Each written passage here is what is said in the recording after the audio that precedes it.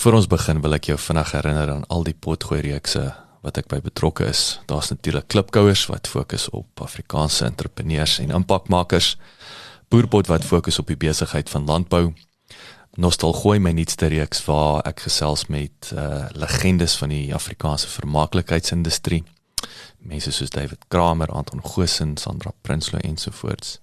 En dan my 2 nuwe potgooi-reekse, Buscrash wat die Engelse boetie is van klipkouers, en dan Pot of Gold wat gefokus is op die besigheid van mynbou. As jy in Pretoria is, kom maak gerus 'n draai hierop by ons plek in die R21 Corporate Park, genaamd Bouma at 21, waar ons 'n café het, ons het coworking space, ons hierdie raadsaal uit en my atelier is hier. So, as jy is, kom drink gerus 'n koffie en kom sê hallo. Nommer 7 Media Produksie. Welkom by die John Deere Afrika potgooi reeks. Ek is jou gasheer, Jacques Passon.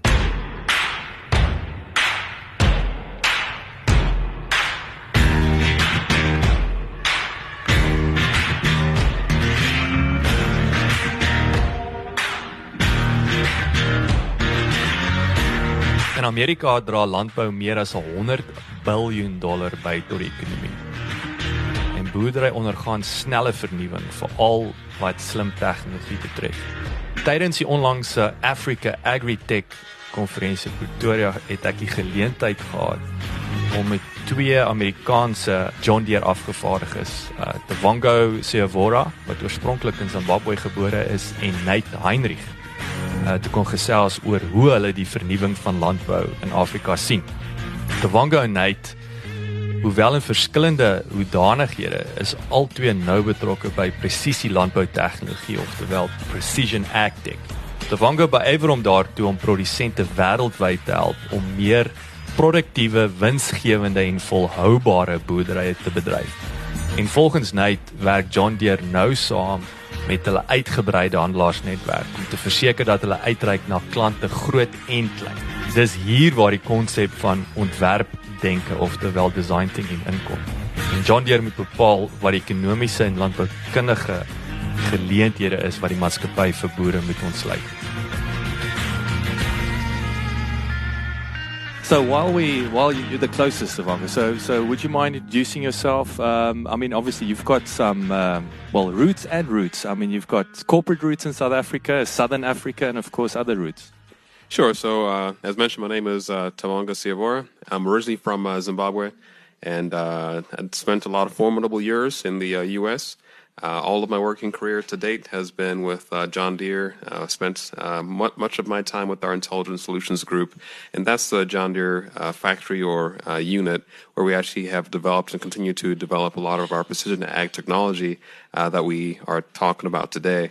Fairly recently, I also spent some time at our region headquarters here in Johannesburg, and our team here supports all of sub-Saharan Africa. So during that time, worked very closely with my colleagues and also with our strong network of dealers on helping to propagate the adoption of precision ag across African markets and make it a reality for farmers today. Thanks. So we're going to deep into precision ag. I mean, just for I don't know the South Africans, do you call it ag, Stefan? I don't think we use the term. Do we call it ag? Ach, I don't think in Afrikaans it's not a nice word. Nate, please tell us a bit more about yourself and your background. And Yeah, sure. So Nate Heinrich, I've been with John Deere going on 23 years now. And current position is I'm responsible for product marketing and innovation out of our North American headquarters, same place that Tavonga works in Urbandale, Iowa. Over the years, I've spent had several different roles, including managing a lot of our global customer support product lines, and then spent some time in marketing. But typically, my career has always been at the intersection of technology and our equipment. 2013 through 2015, had the opportunity to work out of our office in Singapore, and was able to cover sub-Saharan Africa at that time. So this is probably my 4th or 5th time to South Africa. So it's great to be back. Presisie landbou is een van die moderne landboupraktyke wat vir meer effektiewe produksie sorg. Deur middel van presisie landbou werk boere beter en nie harder nie. Dit behels die gebruik van rekenaars en satelliete om die plant, bespuiting en oesprosesse meer akkuraat en outomaties te laat geskied. Die toerusting word veral op planters aangewend, omrede dit presies kan bepaal hoeveel saad per hektaar geplant word, terwyl 'n GPS aan die stuur gekoppel voorkom dat oorveling plaasvind.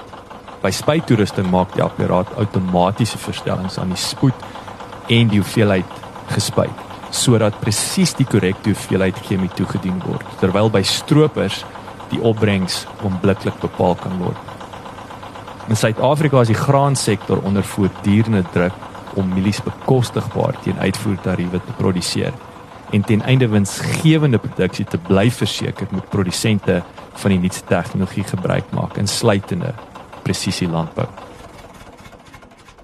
So let's start with that. And this is a question for you both. How does precision ag compare in different markets? I mean, you were in Germany, you were in Singapore, you were in South Africa, Tavonga, and of course, well, Sub-Sahara is not that's another ball game. It's not always the joke with, my neighbor lives in Zimbabwe, do you know him? The people don't realize how big Africa is.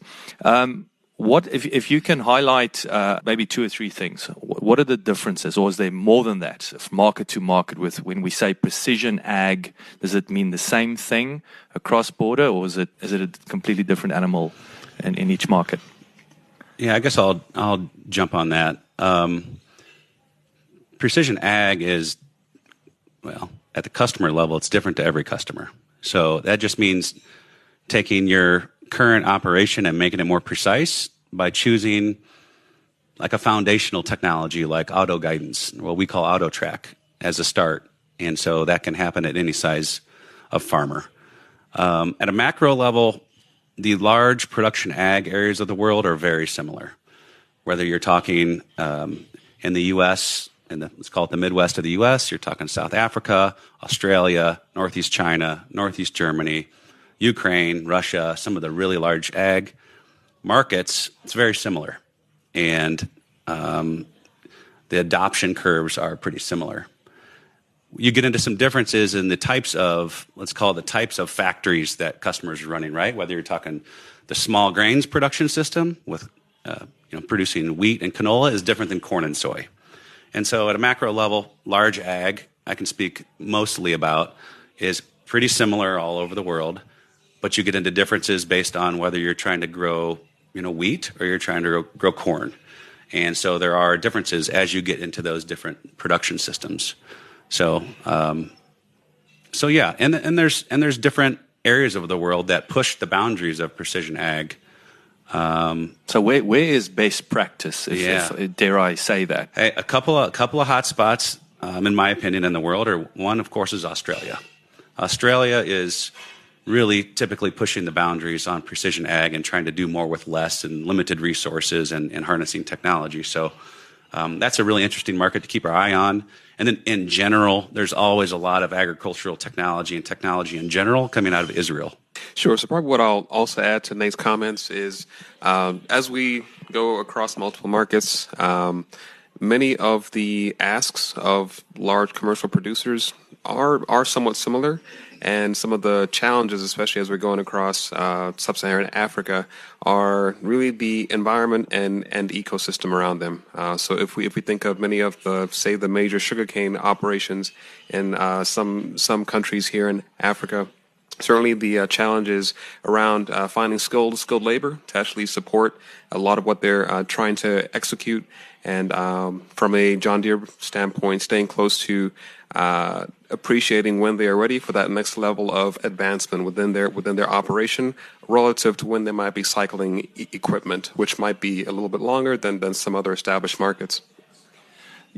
You mentioned, as far as the adoption, how long does it take? I would say, again, if you look at South Africa in comparison with Australia, I take it the more evolved the market is, the faster it is. But what is fast? Yeah, that's a good question. So what is fast? So it's 2020 now. We've been in the auto guidance business for about 20 years, and that is, a fully mature business. Some of the next level technologies like a section control that turns your boom or your planter on and off are kind of right there with the guidance technology. So I would say, based on our experience over the last 20 years, it's about probably a 10-year adoption cycle from the early adopters to the late majority. The speed with which different customer sizes adopt is pretty similar. A lot of people think it's just the really large customers that buy the most advanced technology. They adopt technology slightly quicker than a medium-sized farmer does, not exponentially larger. So that's something that we need to keep in mind, and we try to work with our dealer network to make sure that we're reaching out to all different sizes of customers, because their adoption psychology is pretty similar on the whole, based on our research. But it sounds to me like good news, the fact that the smaller farmer, they can adopt it quickly, but at the same time it's affordable. So it's not in typical business, the big boys, the small business cannot afford and do what the big business. Yeah, let me qualify that a little bit. I'll let Tavonga jump in here on terms of the different sizes of the customers. The medium customers I'm talking about, in my terms, would still be, 800 to 1,000 acres. They're still fairly sizable farmers. When I talk about a really large farm, I'm talking 10,000, 20,000 acres. So Tavonga might have some opinions on, the smaller farm sizes and what he's seen from his experience on adoption and affordability, profitability, be able to fit into their operation. Sure. So much of what I can share, just based on a couple of good conversations that I've had, is with more of those medium-sized operations, farmers are that much more sensitive to what can help to best control variables that precision ag technology can address, right? So farmers have to deal with everything from ecosystem inefficiencies, if you're looking at supply chain and environmental factors. And in sub-Saharan Africa, farmers don't have much of a safety net to actually fall back on. So especially here in South Africa, I was really taken back by how many customers appreciate that the importance of technology on their farm is what's going to help protect their interests and help protect their bottom line. So I would argue, or at least think, that for those medium-sized farmers, they may be a little bit more exposed than some of the larger commercial operations that can hold off on adopting until later on. And customers that I've talked to here in South Africa are really hungry to make sure that they're staying on top of the latest advancements and bringing them to their farm. And I would also just add to that real quick, the way that precision ag's being adopted is, customers are, they want us to put this technology in the base of the equipment. So it's like cruise control in your car. And so, that's happening more and more. We have different levels of displays and different price levels, and things are becoming a lot more accessible and easier to adopt. And so we're trying to do our part there. I just want to touch on that. And when we having a chat earlier on, Nate, we were talking about design thinking. Tell us a bit more about your team, and most important is the whole thing of working from the customer backwards, that reverse engineering, which is always, that's a recipe for success. So tell us a bit more about that. Yeah, sure. And I'm glad you asked me about that, because that's something that take seriously and love to do. So design thinking is a method that was essentially created by some of the top design firms in the world, and so I have some education at Stanford around design thinking, and have done several projects with Google and some other companies. And really what design thinking is all about is empathizing with your customer. And so that means to walk in their shoes. It means not just to understand what people say, but also what they think, feel, and do. And so what we try to do is we try to look at what are the economics and agronomic areas of opportunity that we can help unlock for customers. And then we try to really empathize with them and say, how can we unlock this for their daily farm operations? And then we create rapid prototypes. and see how they work, how they work for the customers, see how they work in the dirt, and we try to drive innovation from there. So it's fun. So inside a big company, being so focused from the customer back into the company is refreshing, and it drives a lot of interesting conversations. But what was incredible, the prototypes, you developed that in 9 weeks. Yeah, so so John Deere's, I would say we've been transforming over the last 10, 20 years into be a little more agile, technology-driven company.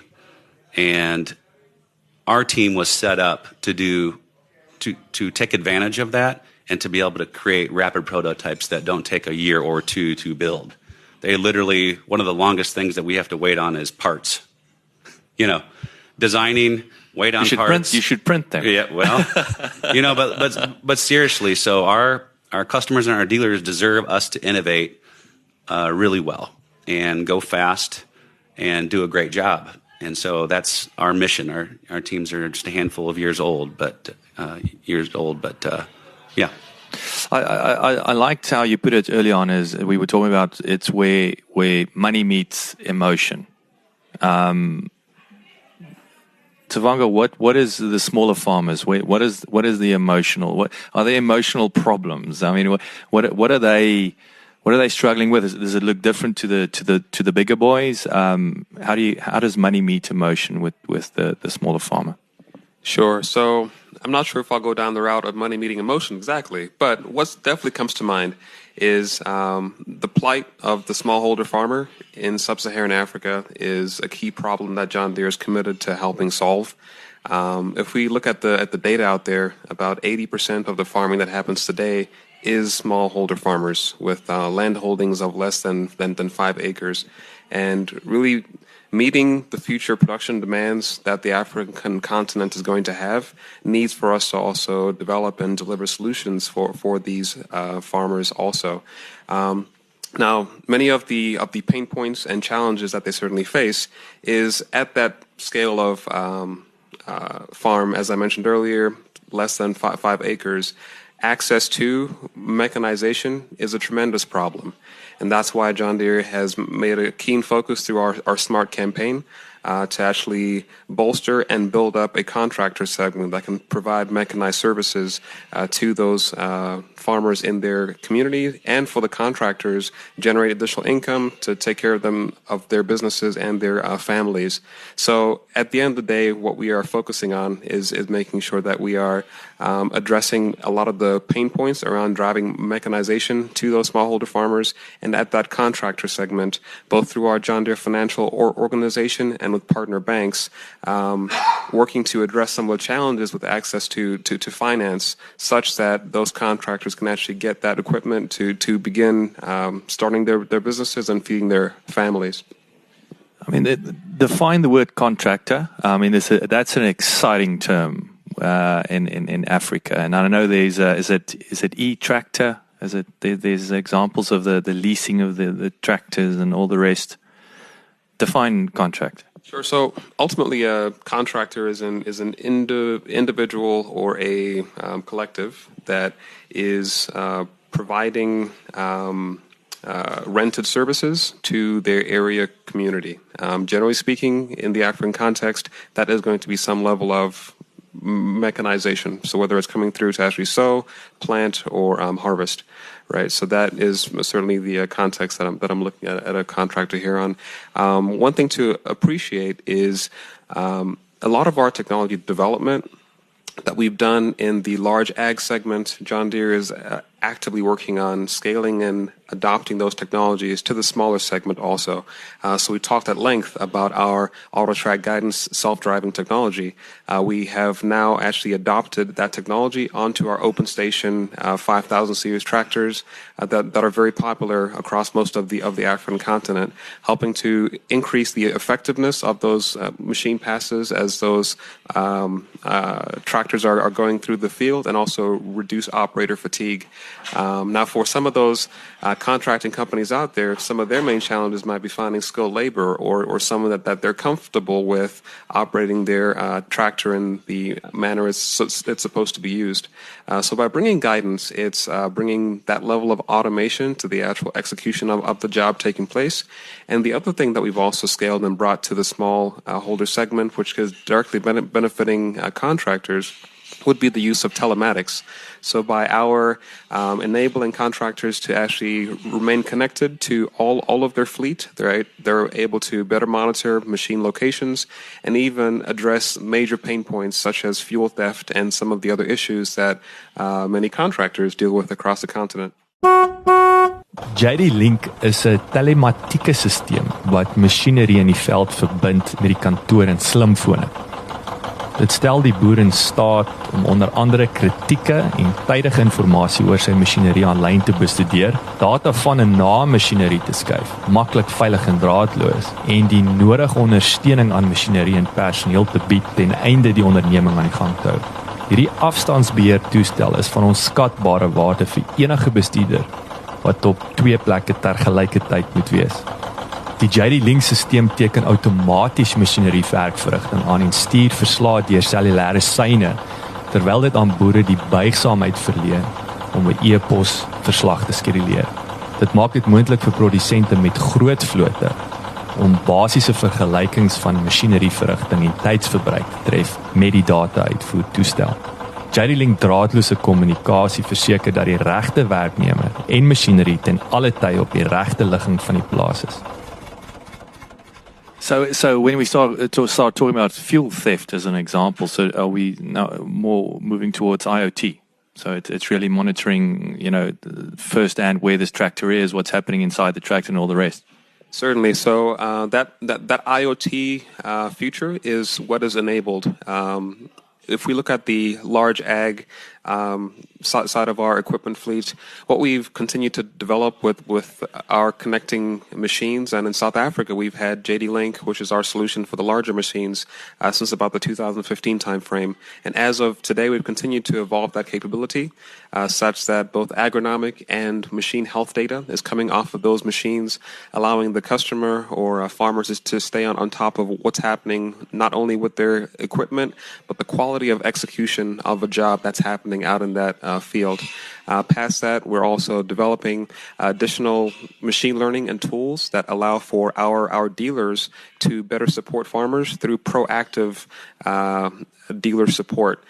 The last thing that a farmer wants to see is a natural breakdown that might take several hours or days out of their planting, harvest, spraying season. And if we look at the small contractor segment, like we talked about earlier, our connecting tractors delivers value to those contractors by allowing them to keep track of where all those machines are, and also provide additional tools such as we mentioned earlier, alerts around fuel theft, and even if the tractor is being run too hot, right? So does that new operator know to actually shift up when he's supposed to, or is he out there burning fuel? Right, these are all critical questions that contractors care about, and we're through IoT able to bring this data to help them get the most efficient operation out of their equipment and maximize utilization. That's fascinating. Nate, so I mean, you've got 3 main divisions in John Deere. I mean, do you take learnings from, for example, chopping down of trees, building of roads? I mean, is there that cross-pollination in the business? Yeah, there's some cross-pollination. Each of the businesses has some of their own unique specialized solutions that they're great at, frankly. And so, but we have this concept, called integrated enterprise. And so we try to leverage as much as we possibly can with various core technologies across the different groups. And I suspect that may even pick up more with machine learning and artificial intelligence and sensors, and different processing capabilities in our equipment as we go forward. Early on, you were very excited. We say the future of ag is bright, right? And it's explain. Yeah, I'm so excited about the future of ag, and I know there's a lot of challenges right now, but one of the things that I was really excited about is that the Agritechnica farm show in Germany in November. John Deere had a really well done overall booth, and we had a future technology zone in there, is what we called it, the FTZ, where we showed a lot of the products that we're showing at this show this week. Were at the FTZ at Agritechnica, and the look on customers' faces as they came into this future technology zone and just saw that John Deere is not letting down whatsoever in terms of innovating for the future, leveraging technologies to make our customers' jobs better, easier, smarter. The conversations I had, it's hard to remember a conversation I had that was less than 10 minutes because customers were so excited on how optimistic John Deere was. And, it just reminded me of that's fantastic. And Tavonga and I are fortunate to work in a unit where we get to see and get to experience and work with a lot of the great technologies that we need to put to work very well for customers. But the future is bright, and we're just getting started. And it's our job to be good stewards of that and make sure that the solutions are very appropriate and do a great job for our customers. So, yeah, absolutely. I mean, the future of ag is extremely bright. Well, I can see it. It's your whole. You beamed earlier, and it's very authentic. So it is contagious. So and the future is green, right? So guys, thank you. I mean, I'm conscious of the time, and again. Thanks again for making time to have a chat. I'm going to ask her maybe it's an easy question. I'm just wondering again, the dealer network. Obviously, it's at the heart. I hear it with Stefan and Jacques. You guys are emphasizing it. And when you talk about a customer, obviously you've got the farmer and you've got the dealer network. Is it? And again, when people get excited, it's going to be the farmer. It's going to be that dealer. Is it two different sets of languages when you're talking to these guys? I mean, what are the challenges working with that important middleman?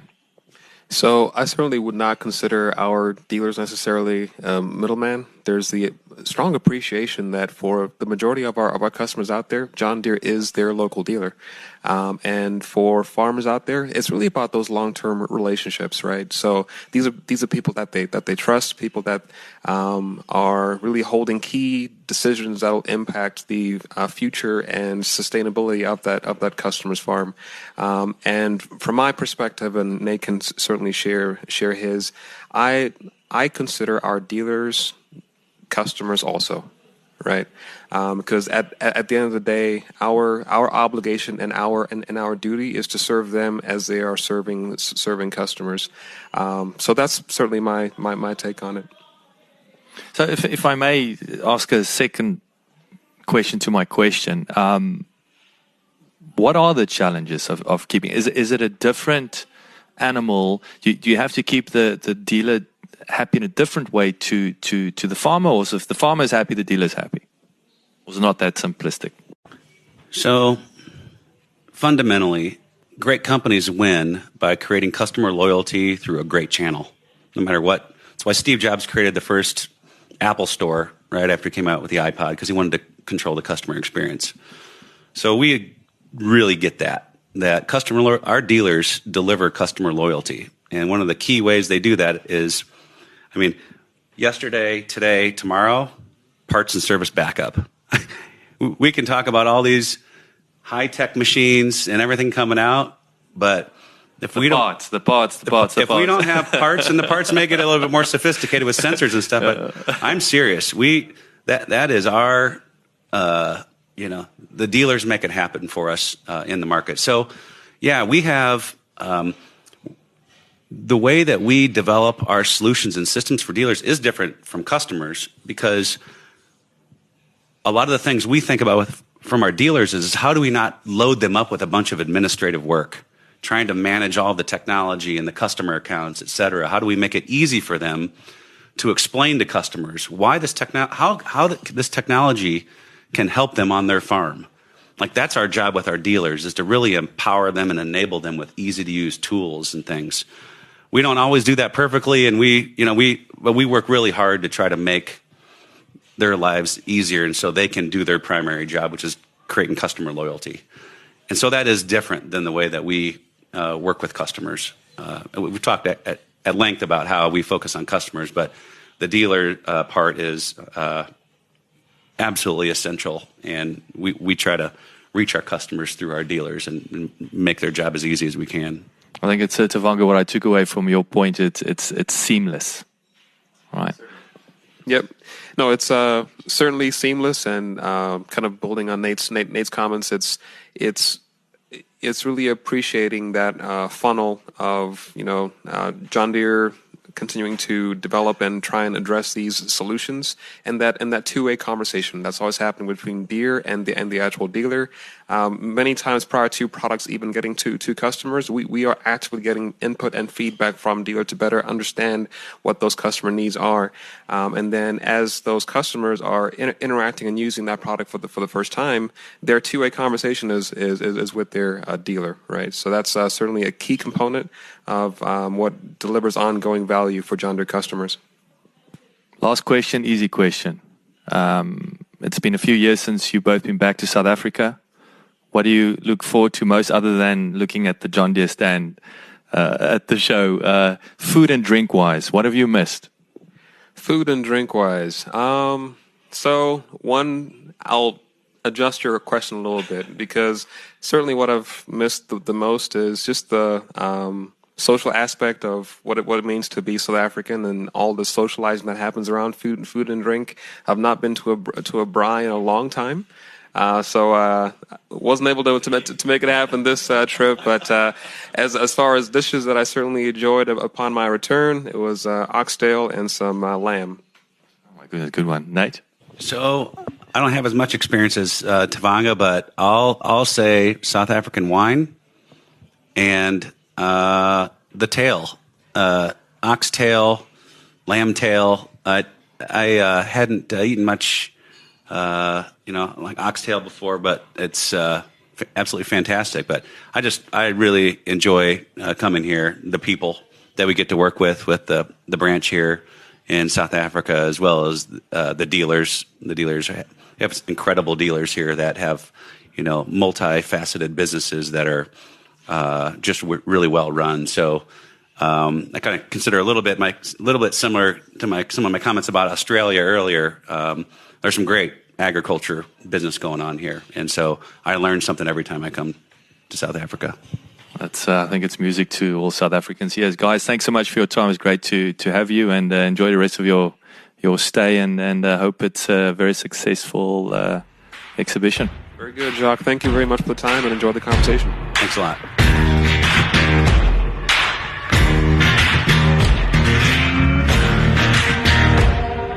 Baie dankie dat jy geluister het. Onthou, jy kan die John Deere podcast reeks kry op Apple Podcasts of Google Podcasts, Spotify of SoundCloud. Maar as jy gehou het van hierdie episode en die reeks, asseblief deel dit met jou vriende en familie, en ons sien uit om altyd van jou te hoor. So enige terugvoer sal ons opreg waardeer. Laat die wiele rol.